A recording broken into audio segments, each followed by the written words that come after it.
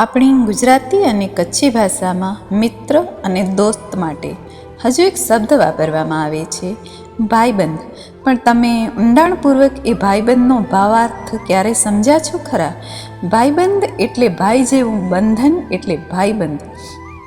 મિત્રો, તમને તમારી જિંદગીમાં એક આવો સાચો ભાઈબંધ મળી જાય ને તો સમજજો તમારો આખો જન્મારો સુધરી ગયો.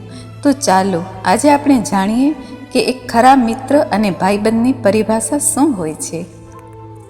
એક સામાન્ય મિત્ર તમને કોઈ દિવસ રડતા જોયા નહીં હોય, જ્યારે એક સાચા મિત્રનો ખભો તમારા આંસુઓથી ઘણી વખત ભીનો થયો હશે. તમે જો પાર્ટી રાખી હોય તો એક સામાન્ય મિત્ર એ પાર્ટીમાં હાજર તો થાય છે, પણ એકદમ ટાઈમસર અને તમારા માટે કંઈક ગિફ્ટ લઈ આવે છે. પણ એક સાચો મિત્ર તમારી પાર્ટી શરૂ થવાની હોય એનાથી પહેલાં આવી જાય છે અને થોડી ઘણી તમારી મદદ કરે છે, થોડી ઘણું મેનેજમેન્ટ સંભાળવાની કોશિશ કરે છે અને પાર્ટી પૂરી થયા બાદ પણ તે સૌથી છેલ્લો જાય છે કે તમારી એ કોઈ પણ રીતે હેલ્પ કરી શકે.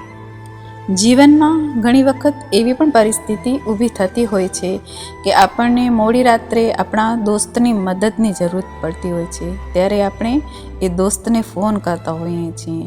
પણ એક સામાન્ય મિત્ર હોય એને આપણે મોડેથી ફોન કરીએ તો એને ગમતું નથી, પણ જ્યારે એક સાચો મિત્ર હોય એને આપણે મદદ માટે ફોન કરીએ તો એ સામેથી તમને એમ કહેશે કે અરે આટલું બધું થઈ ગયું પછી તું મને ફોન કરસ, તારે વહેલું ફોન કરવું જોઈએ. બસ આ જ તો ફરક છે મિત્રો, સામાન્ય મિત્ર અને એક સાચા મિત્રમાં. એક સામાન્ય મિત્ર તમારા ઘરે આવશે ત્યારે એને પાણી આપવું પડતું હોય છે, ચા નાસ્તા માટે પૂછવું પડતું હોય છે.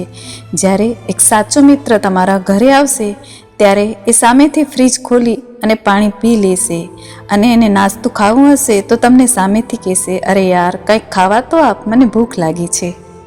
એક સામાન્ય મિત્ર હશે એને તમારા ન તો મમ્મી પપ્પાના નામની ખબર હશે, ન તો એના કોન્ટેક્ટ નંબરની, અને ન તો તમારા ભાઈ બહેનની. જ્યારે એક સાચો મિત્ર હશે એની પાસે તમારા મમ્મી પપ્પાના કોન્ટેક્ટ નંબર જરૂર એના ફોનમાં સેવ કરેલા હશે, અને તમારા ભાઈ અને બહેનના નંબર પણ એની પાસે હશે જ, અને એને ઓળખતો જ હશે. એક સામાન્ય મિત્ર એવું વિચારતું હોય છે કે તમે હંમેશા એની માટે હાજર રહો, જ્યારે એક સાચો મિત્ર હંમેશા એવું વિચારતો હોય છે કે મારા મિત્રને જ્યારે મારી મદદની જરૂરત હોય ત્યારે હું હંમેશા એની માટે હાજર રહું. એક સામાન્ય મિત્રની સાથે તમારી વચ્ચે કોઈ મતભેદ ઊભો થશે તો એ મિત્રતા પૂરી થઈ ગઈ એમ સમજશે, જ્યારે એક સાચો મિત્ર વિચારશે કે મતભેદ તો થયા કરે, ઉલટું એનાથી તો અમારી મિત્રતા વધુ પાકી બનશે, ખાલી મતભેદ જ તો થયા છે, મનભેદ થોડી થયા છે.